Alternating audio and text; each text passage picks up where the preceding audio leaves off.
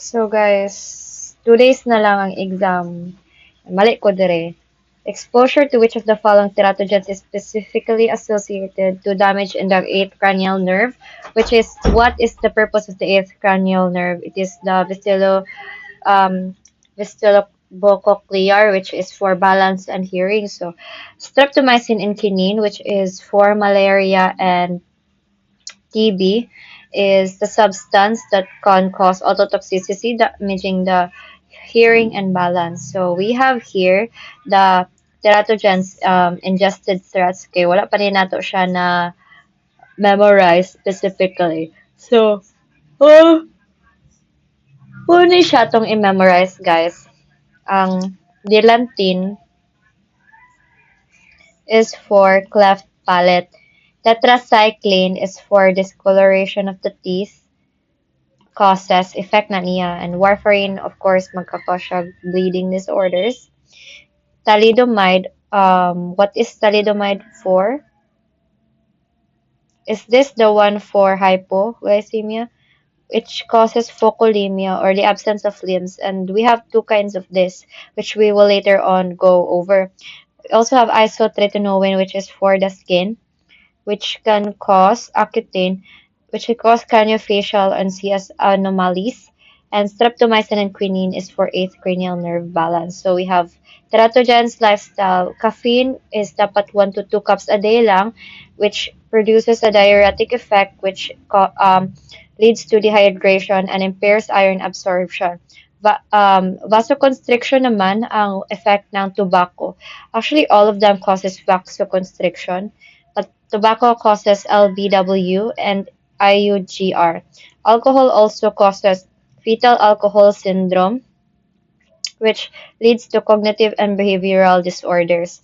Cocaine and drugs, so mechanism is severe vasoconstriction. So this would lead to abruptio placenta because ato daw nang i-drawing ang abruptio placenta. So muni ang uterus and muni ang placenta. So maghinahinay siya pilit hawa og pilit dira kay last man ang iyang tissue perfusion. So kaning implementation ng collaborative care kay monitor signs for coronary anionitis kay ma-infection ang fetal membranes, amnion and plus chorioamnionitis.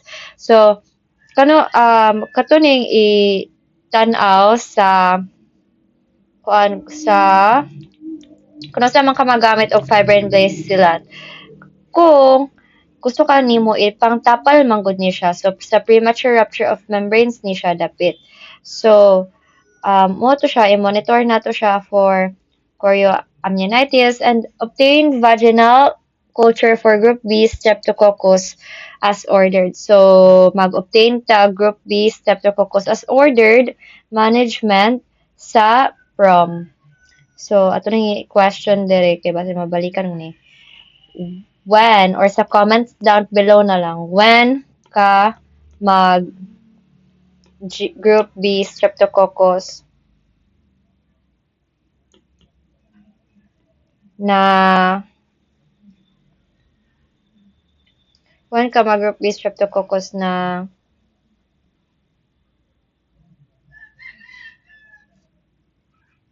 show na when ka mag-group B streptococcus na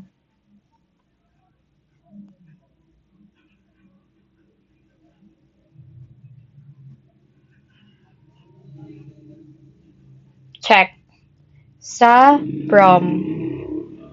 So, sa prom. So, naalala ko lang na kailangan kong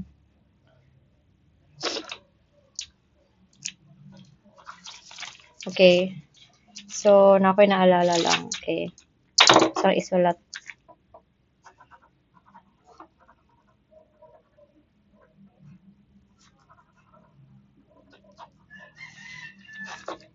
So, next with that is mato siya sa polyhydramnios na. So, polyhydramnios sobraan og amniotic fluid. So, ang imong himuon ani is more than 2,000 ml. So, ang normal is 800. Possible causes niya are difficulty or inability of the fetus to swallow or muna ang tracheoesophageal fistula. Excessive production of urine food. So, katuning siya diabetes. Then, we also have um, signs and symptoms niya, usually rapid uterine enlargement. So, paspas ra kayo ning dako ang iyahang kuano. And small parts are difficult to palpate. Of course, kay asa man ka magpalpate nga tubig man imong ma-feel. Difficulty of the fetal heart auscultation, shortness of breath. So, lisod yung kani igaw hawa diri nga part, no? So, lower extremities varicoses, hemorrhoids and edema, and increased weight gain. So, we can diagnose this through ultrasound. So, how do we continue? So, how do we differentiate? Sa mani nga question. Kay mura magna ay condition na have other lead to overdistension of uterus. So, unsa ang other na complication nga mag lead to overdistension of the uterus? We have H. small, multiple gestation, macrosomia. So, how do we kanang truly know nga na ay polyhydramnios ang mama? So, fetal malpresentation, usually if the baby is in breech presentation. And there could also be the possibility nga magka-amniotic fluid embolism, which ang amniotic fluid contents kay adto siya sa bloodstream sa mama. So, prom is followed by preterm labor. So, maanak na dayon siya. Mo to siya. So, infection, which um, complications ni siya, infection and prolapse cord. So, prolapse cord, mag-una ang cord o kuan, gawas. So, by the way, what is anaphylactic syndrome of pregnancy? So, mo ni siya ang amniotic fluid embolism. So, nag-escape sa ang amniotic fluid containing meconium, lanugo, vernix caseosa, so kining lanugo katuning mga baby hairs into the maternal circulation, causing dili katuning creamy cheese like cover sa kuan baby, causing deposition of fluid. So, adto ang fluid dito and debris into the pulmonary arterioles, resulting in rapid na respiratory distress and possibly develop into DIC. So, una magka-cause of vasospasm. So, CPR cannot help kay dili matangtang ang pulmonary obstruction ani. So, may cause ani niya oxytocin administration. So, ang uterine contractions manggod kay samot siya ka-strong and walang maabot ang mga debris into the maternal concentration tungod sa iyahang contraction nga. Grabe siya ka pressured ba. So, abruptio placenta as well kay di ba kay kung ma-abruptio placenta ka mo nitong uterus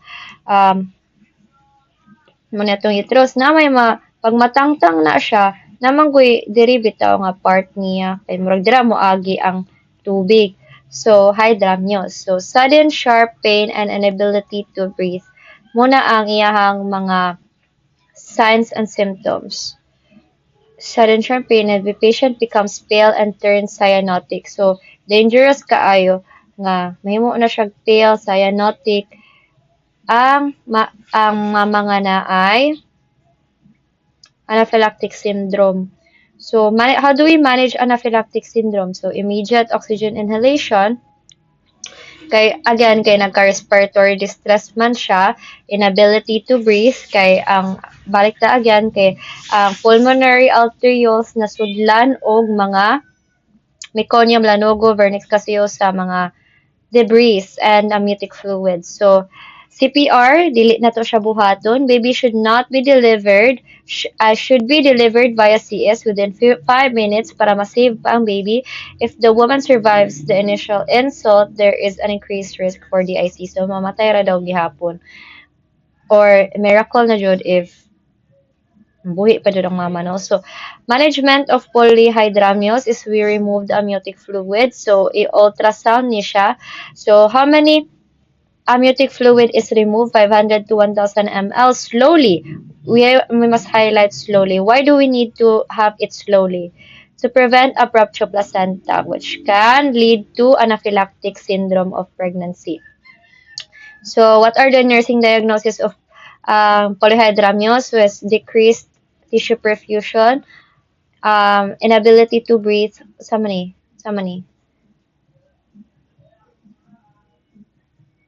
ineffective breathing pattern, ineffective ang breathing pattern, pressure on the diaphragm, position or promote chest expansion with head elevated. So, ipa-head elevate na to siya.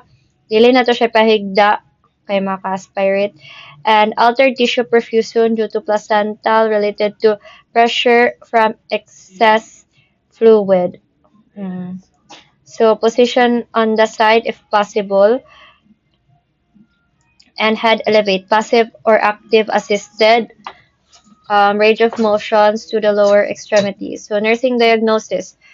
Um, impaired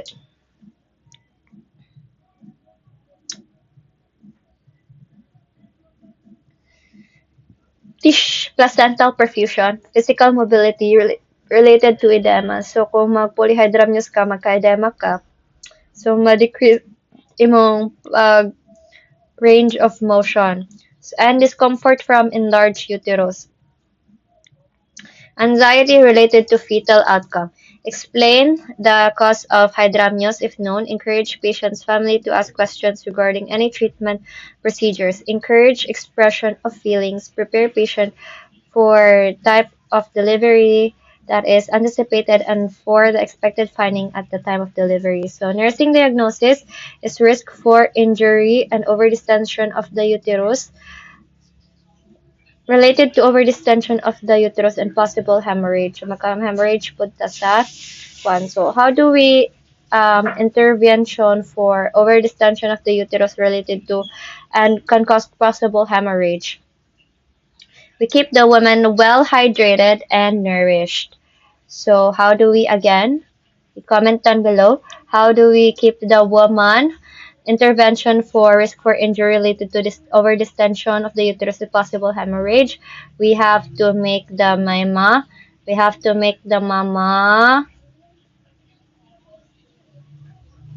hydrated and well nourished. Observe for changing vital signs indicating excessive blood loss. So, oligohydramnios, marked decrease of amniotic fluid in the amniotic sac. So, pulmonary hypoplasia, underdeveloped lungs ang pasabot ani niya, fetal compromise. So, complications of oligohydramnios is we have cord compression, fetal compromise, skeletal abnormalities in the first and second trimester. So, the reason why hinaa siya pulmonary hypoxia, hypoplasia, underdeveloped lungs, hypoplasia, that's so nice, paminawan, plasia, underdeveloped ang himuang lungs. Because lungs does not receive sufficient nga amniotic fluid. So, fetal problems, obstruction in the urinary tract, renal agenesis. So, pag agenesis is like creation of amniotic fluids. So, right, creation of creation of amniotic fluid which is made of, di ba, kanang fetal urine. So, muna ang iyahang cause or etiology, dili kaihi kulang og pangihi. So, and intrauterine growth restriction from severe preeclampsia and placental surgery insufficiency. So, kung from mo rupture ang membranes, fetal origuria jud ka na. So, sa severe preeclampsia pod, nganong kuan man ni siya, related man ni siya sa oliguria. So, comment down below sa reasons sa severe preeclampsia kay related siya sa from clinical manifestation, prominent fetal parts on palpation of the abdomen, small four-date uterine size. So, like yung baby no kay dili gamay siya sa iyahang supposed to be na phonic height. So, frequency kay management frequently evaluate of fetal status Gutizita, and amnio infusion muning dungagan og amniotic fluid sa sulod sa mama in the form of unsa um, fluid 800 ml kaning unsa ni siya and unsa gani nga amniotic fluid ang ibutang. So ato nang i-ask, pwede na to na siya i-ask sa GPT or what ay sa what ato ang chat group. So we have three types of teratogen: ingested, maternal infections, and environmental agents. Ingested agents are the medications, vaccine, and illegal drugs. So medications, we have chemotherapy, which can cause major congenital malformation, especially in the CNS. So, chemotherapy, Tylantin, which as an epileptic drug can cause cleft palate. So, more common siya sa mga babae nga magkaroon ng cleft palate. Chemotherapy, methotrexate, for example, nga kills cancer cells, is a major congenital malformation, especially CNS. Tetracycline damage to the developing dental and osseous tissues. Steroid, which is prednisone, kay makakos allergy, anti-asthma, so cleft palate gihapon siya in all version. Prednisone, example sa steroids. So iodine, enlargement of fetal thyroid gland leading to tracheal compression. Vitamin K, hemolysis, hyperbilirubemia.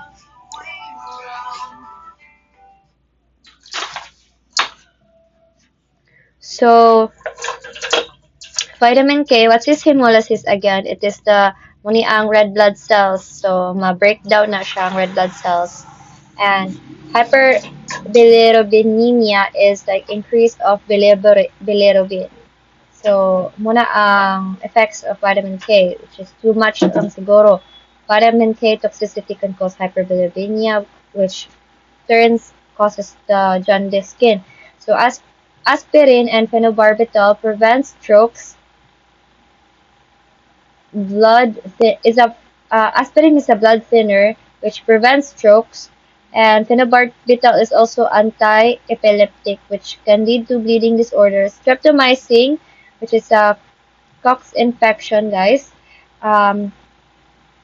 IM sa TB. Streptomycin is for TB and quinine is for malaria. It damages the 8th cranial nerve, vestibulocochlear. So, thalidomide for morning sickness can cause amelia or total or focolemia is melia is like mawalan og parts. So, amelia is like total na jud nga walay kuan. So, possible nga katong mga kids that has no limbs and no arms has been exposed to thalidomide, which is for morning sickness. So, magka-cause siya og absence of extremities. Focolemia is partial. Basta P, partial. Amelia is total. So, isotretinoin Accutane is indicated for adolescent acne, which if maburos ka, tas daghan kag acne, then magka-take kag isotretinoin, it can cause craniofacial, cardiac, and CNS abnormalities. So, ikaw, mama, mawalan kag pimples, pero imo ang baby magka-craniofacial, cardiac, and CNS abnormalities. So, it's still not good. We have also vaccines, live virus vaccines. So, katong example of live virus vaccine is BGC vaccine, which sadly na ay nakaduhuan for measles, mumps, rubella, poliomyelitis. So we will learn a lot about this rubella, poliomyelitis, which is a virus judaini siya. Virus judaini, polio, mumps. So transmission of viral infection to the fetus. So bawal nga magpa-vaccine ta ani nila while we are pregnant kasi there is a possibility that we can transfer this to the baby. So, legal drugs, vasoconstrictive drugs like narcotics, so meperidine, Demerol, and heroin causes intrauterine growth restriction. Cocaine, which is cocaine. What's the name of cocaine? preterm makakasya meconium staining, and inhalants underdeveloped ang jaw. So, dili na ta kuan ani choy-choy. So, cocaine is something nasa kuan ba na katong sigarilyo. So, alcohol we causes vitamin B12 deficiency. We can know katong megaloblastic anemia ba tawag aning vitamin nga kulangan siya intrinsic factor. Kay cause diay niya siya og alcohol, guys. And we also have fetal alcohol syndrome, which muni ang iyang results. It can lead to behavioral and cognitive disorders such as autism and maybe. So, choy-choy kayong mama diri pero ang iyahang cocaine is drugs. So, cigarettes, how many cups a day for a pregnant woman? Ang normal, 4 cups. So, yeah. So, we also have teratogenic maternal infection. So, kung ma-infection ka ani, so, di ba, 3 kinds of kuan ka na. Muna ni siyang ikaduha. Ang una, kay, ang sakit yung una, best, mga pharmacological drugs. Dayon, we have maternal infections. And lastly is we have environmental. So, ang teratogenic maternal infection, we have toxoplasmosis, which is here presented kanang cat litter. Other infections such as syphilis, hepatitis, katunin siya mga STD. We have rubella, cytomegalovirus, and herpes simplex. So, if we can say, what is torch infection in mother? This is T stands for toxoplasmosis. O is other infection. R is rubella. C is for cytomegalovirus. And H is for herpes simplex. Which, see, murag kuan man gud siya. Kani silang dalawa is virus. Kani sila is hepatitis B. It's also virus. Syphilis is, what kind of kuan ni? Ang syphilis. What kind of agent is syphilis? So, comment down below na lang. Toxoplasmosis. Swollen, maternal effects niya is magka-swollen ang lymph nodes, flu-like symptoms. So, through placental connection, siya ma-infected ang fetus.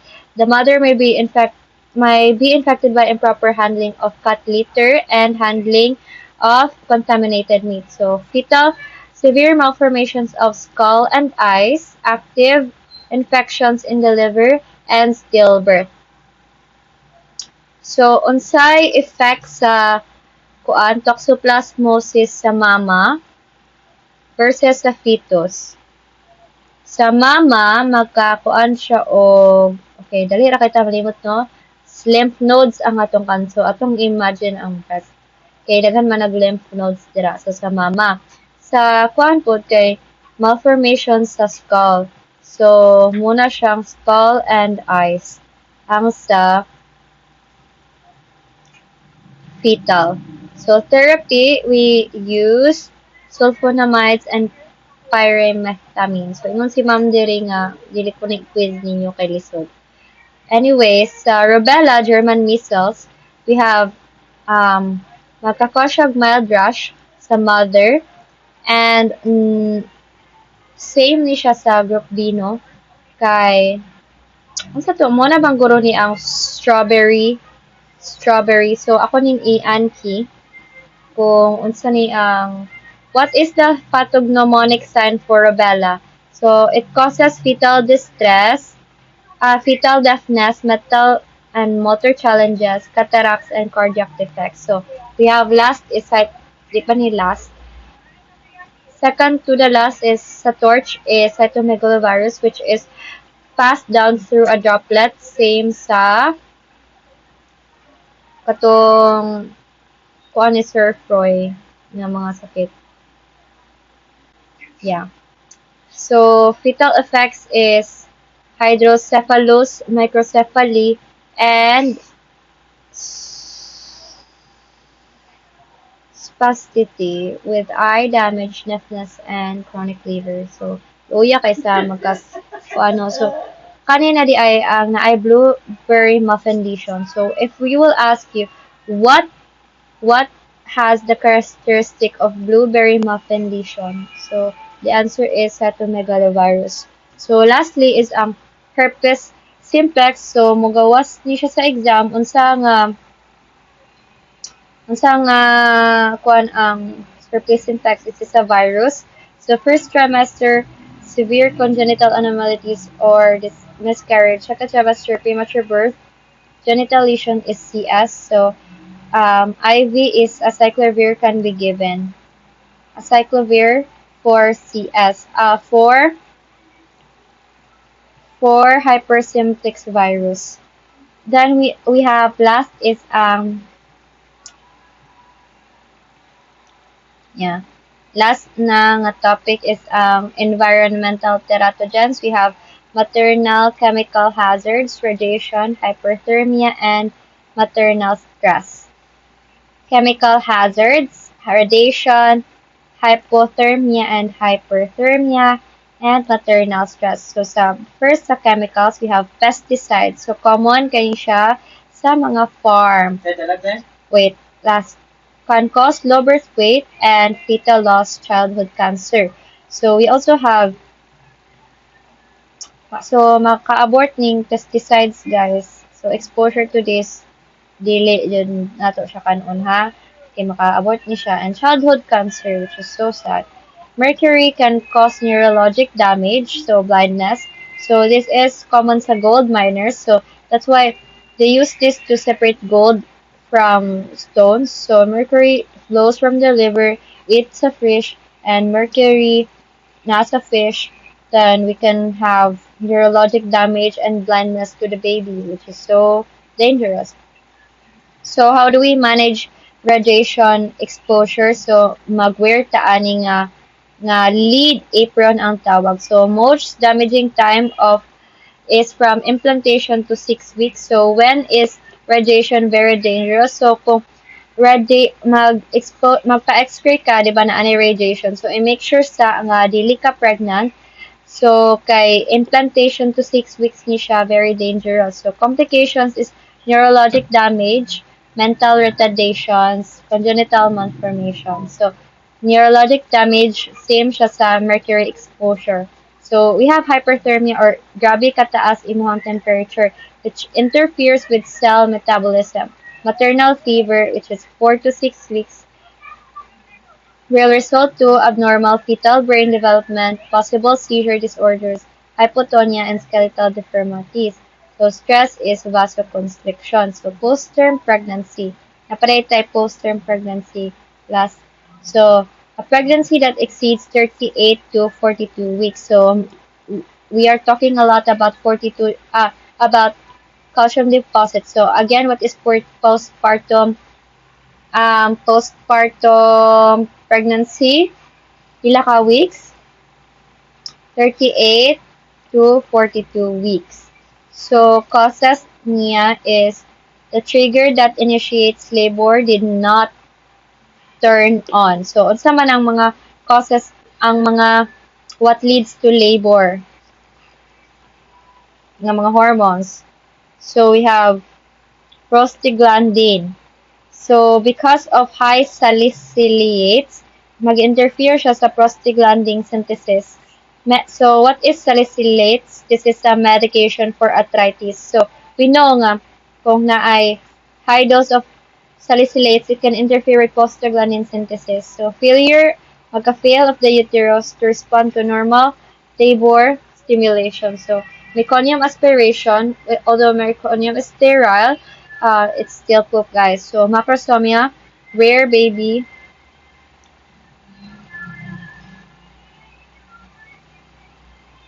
to grow. So lack of growth sa baby. So decreased blood perfusion, oligohydramnios, and fetal distress. So management is the induction of labor through Cerviprim gel. Cerviprim gel. So what is Cerviprim gel for? It is the induction of labor for um, post-term babies.